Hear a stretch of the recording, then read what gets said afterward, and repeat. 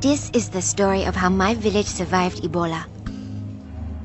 Bats brought the tiny Ebola germs. Too small to see. So small, yet so dangerous. Without realizing, Grandfather rubbed a little blood in his eye. Ebola germs came into his body.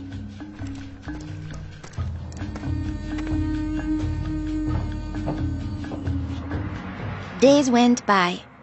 Then Grandfather got a terrible fever and weakness. We thought it was malaria, but he was soon much worse. He had vomiting and diarrhea. His fever got even higher.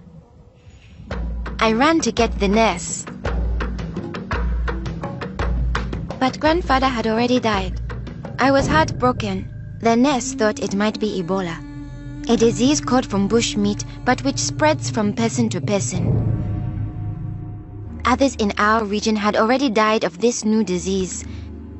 Unless we understood the disease and followed their rules, it could spread further and kill many more people. She explained that Ebola was in the body fluids of someone who was sick or had died of Ebola. Their sweat, tears, mucus, saliva, vomit, diarrhea, urine, breast milk, sexual fluids, and blood. When we touch a sick person's body fluids, the Ebola germs can get into small breaks in our skin or into our eyes, nose, or mouth.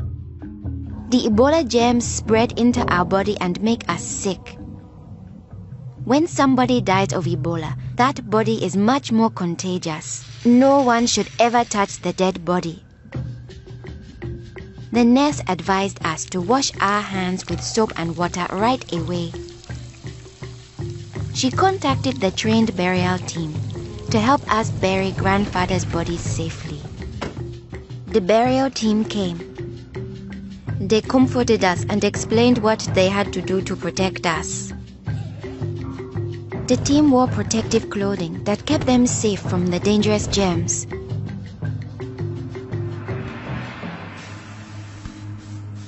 They sprayed Grandfather's room and his body with chlorine to destroy the Ebola germs. They put his body safely away in a bag.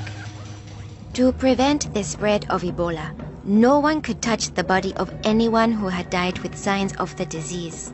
They also burned his mattress, bedding, and clothes, anything that might have his germs. All these actions made us safer. It was too great a risk to follow all our traditions, but we still honored Grandfather in the time of Ebola. Our chief gathered all the villagers together after Grandfather's death. He explained that it's natural for us to fear Ebola, but if we trust in our health workers and follow their rules, we could stop the disease. The nurse explained to us, when a person has symptoms such as fever, don't touch them. Get them to the treatment center right away. They will have the best chance of surviving and they won't spread Ebola. She advised us to wash our hands with soap and water many times a day. The whole village agreed to follow these rules. Since we all had close contact with Grandfather at risk of getting Ebola, we had to stay home. A health worker visited us every day to see whether we had fever or signs of sickness. We would show signs within 21 days if we had Ebola.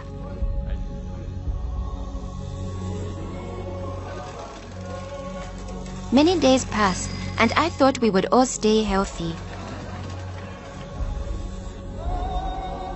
But one morning, I found my mother burning with fever. I knew I couldn't touch her. She was now contagious. My father came in. He told me he was taking my mother away to our uncle's house in the nearby village.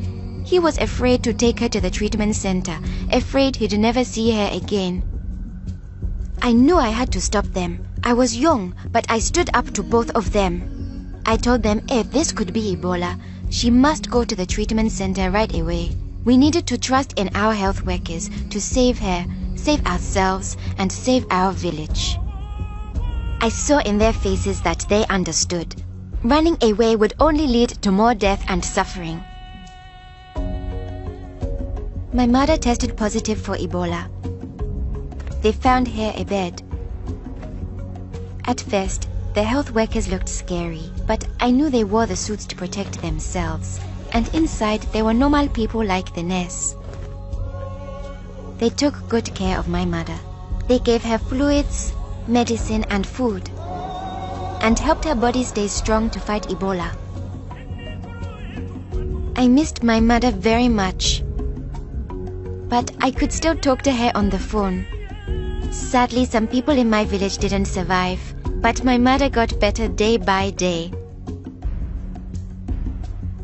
Soon, we were able to see her from a safe distance.